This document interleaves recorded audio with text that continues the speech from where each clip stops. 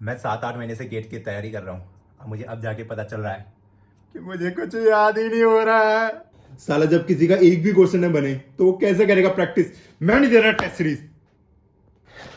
Practice करना है, practice करना है, प्रैक्टिस करना है। अब मुझे पता चल गया कि 50 दिन में 75 मार्क्स कैसे लाने हैं। यस! मैं जानता हूं कि अभी आप किस दौर से गुजर रहे होंगे। आपके ऊपर बहुत ज़्यादा प्रेशर होगा। आपके टेस्ट सीरीज में मार्क्स अच्छे नहीं आ रहे हैं। आप सोच रहे हैं कि मैं इस साल भी ड्रॉप ले लूं और नेक्स्ट ईयर के लिए प्रिपेयर करूं। तो यार ये थॉट्स बिल्कुल नॉर्मल है। मैं आपको गारंटी देता हूं कि जो इस साल जो बच्चा ऑल इंडिया रैंक 1 भी आने वाला है, उसके दिमाग में भी सेम थॉट चल रहे होंगे। लेकिन डिफरेंस ये होगा, जो रैंकर होंगे वो हार नहीं मानेंगे, वो लास्ट तक लड़ेंगे। जो ये दिसंबर जनवरी का महीना होता है, इसमें बहुत सारे बच्चे होप खो देते हैं और ड्रॉप आउट कर लेते हैं। तो यार जो इस साल का गेट 2023 का हमारा एग्जाम होने वाला है वो थोड़ा अलग होगा प्रीवियस ईयर के मुकाबले। और इस वीडियो में आपको बताऊंगा कि अगर आपका सिलेबस कंप्लीट हो चुका है तो आपको क्या करना है, अगर आपका सिलेबस अभी तक कंप्लीट नहीं हुआ है तो आपको क्या करना है। So hello everyone, my name is Rohit Negi और आज का वीडियो बहुत ही खास वीडियो होने वाला है जिसमें मैं बात करने वाला हूँ how gate 2023 will be different. अगर हम पिछले कुछ सालों का पैटर्न एनालाइज करें तो गेट हमसे एमएसक्यू के क्वेश्चन पूछ रहा है। एमएसक्यू क्या होता है भैया? एमएसक्यू मतलब मल्टीपल सिलेक्टिव क्वेश्चन।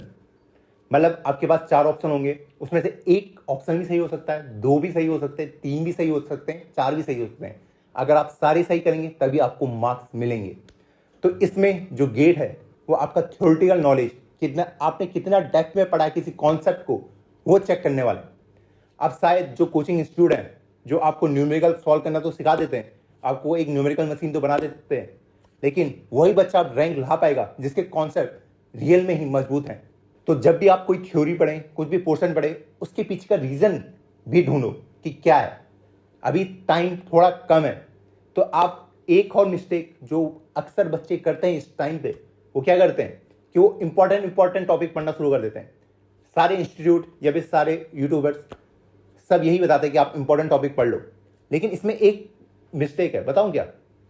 अगर आप कोई इंपॉर्टेंट टॉपिक पढ़ते हैं, मान लो कोई सब्जेक्ट आपका, आप सिर्फ आपको पता है कि इसका जो 10th चैप्टर है वहां से क्वेश्चन हर साल पूछे जाते हैं, आपने मान लो वो टॉपिक पढ़ लिया, क्या आपको श्योर है कि वो टॉपिक आपके समझ आएगा? क्योंकि जो 10th चैप्टर होगा वो 9th चैप्टर से भी लिंक होगा, 9th वाला 8th से, क्योंकि हर सब्जेक्ट ऐसे ही बनता है। हर प्रीवियस जो सब्जेक्ट होते हैं ना, उनसे वो लिंक होता हुआ चलता है।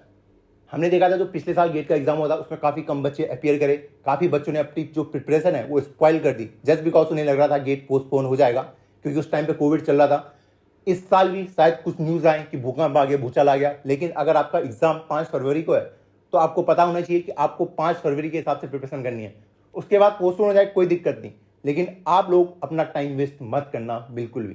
तो भैया हम इन चीज़ों को इंप्रूव कैसे कर सकते हैं? जो हम प्रीवियस ईयर के क्वेश्चन हैं उनको अच्छे से पढ़ें, जो फैकल्टी काफ़ी समय से पढ़ा रहे हैं उनके पास जो थ्योरेटिकल नॉलेज होगा, जो उनके कॉन्सेप्ट होंगे वो बहुत ही क्लियर होंगे, और जो भी टेस्ट सीरीज हम लगा रहे हैं उसको अच्छे से हमें लगाना पड़ेगा, तभी हमारा कुछ होगा। तो एक प्रीमियम इंस्टीट्यूट अनअकैडमी ला रहा है all India level mock test, जिसमें आप अपियर कर सकते हैं बिल्कुल फ्री। वो है 18 दिसंबर को, जिनमें जो क्वेश्चंस बनाए गए हैं वो वेल नोन फैकल्टी ने बनाए हैं, जिनको बहुत सारे साल का एक्सपीरियंस है। उन्होंने जो एमएसक्यू आपके लिए तैयार करे होंगे वो भी बहुत हाई क्वालिटी हैं। तो जब आप ये टेस्ट देने बैठोगे तो आपको एक चीज़ और करनी है, आपको बिल्कुल वैसे ही कंडीशन में टेस्ट देना है जैसा आप गेट एग्जाम में देने वाले हैं।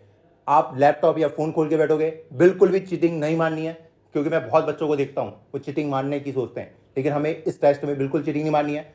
हमें देखना है हमें किस तरीके से टेस्ट को अटेम्प्ट करना है, अपनी स्ट्रेटेजी हम बना सकते हैं। आपको प्रेशर हैंडल करना भी आ जाएगा, आपको बस यही सोचना है कि यही मेरा गेट का एग्जाम है।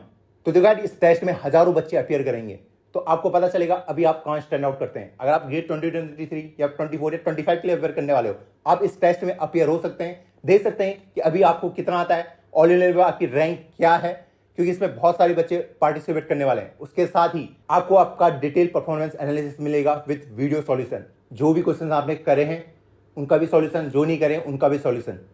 फिर आपको सारे वीडियोस देखने, क्यों देखने कि अगर आपसे कोई क्वेश्चन बन भी गया उसका भी हमें वीडियो देखना है। क्यों देखना है कि क्या पता उस टीचर ने कुछ ऐसा मेथड पढ़ाया हो जो मुझे आता ना हो, क्या पता वो बहुत ही शॉर्टकट मेथड हो, और जो नहीं बने उन पर तो हमें ध्यान देना ही देना है।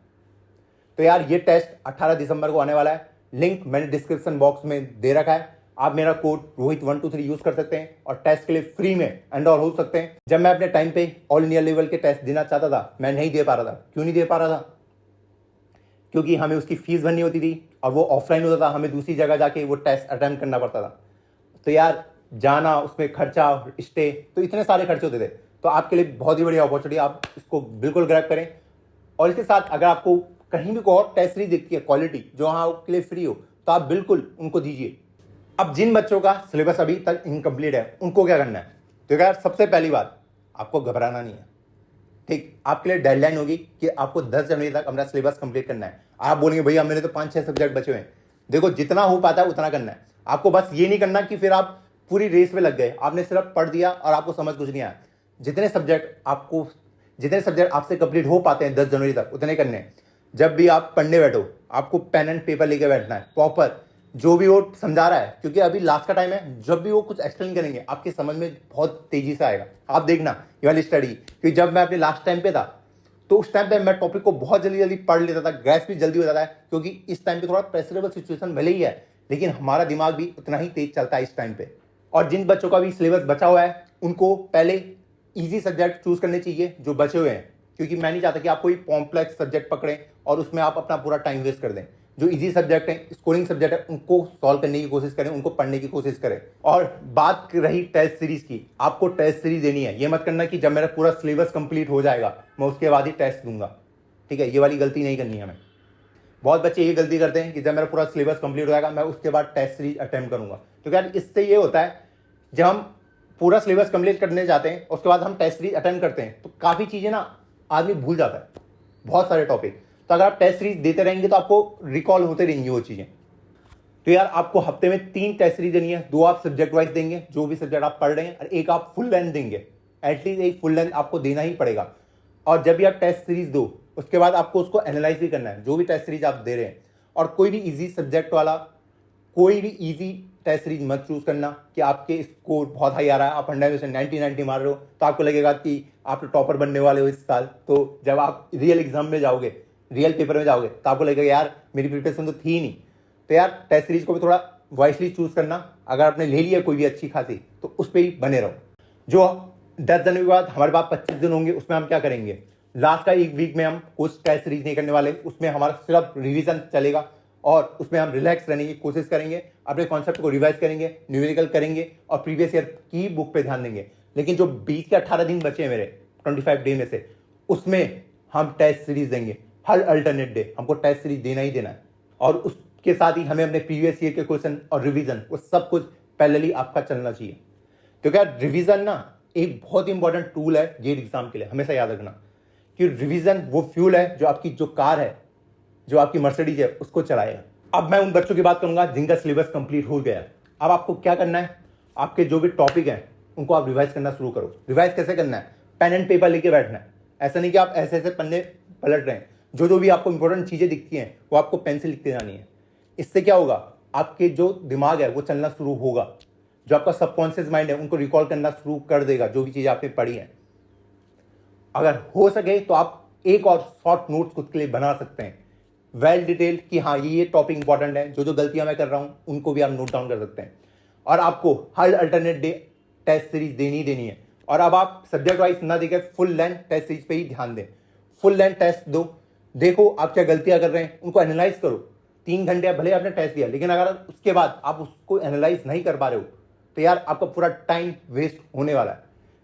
टेस्ट दो, प्रीवियस ईयर की बुक को पढ़ो अच्छे से और ऐसे आगे बढ़ो।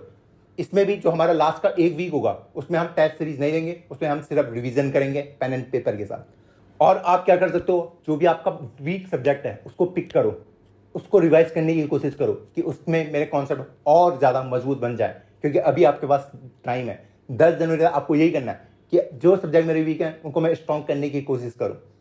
तो ये स्ट्रैटेजी थी उनके लिए जिन्होंने अपना सिलेबस कंप्लीट कर लिया। अब एक कॉमन स्टडी जो सब बच्चे करेंगे, जब भी आप टेस्ट सीरीज दो फुल लेंथ, देखो फुल लेंथ टेस्ट सीरीज देकर फायदा क्या है? अभी वो आपका सबसे मेन पॉइंट होना चाहिए कि आप टेस्ट सीरीज कैसे अटेंड करने वाले हो।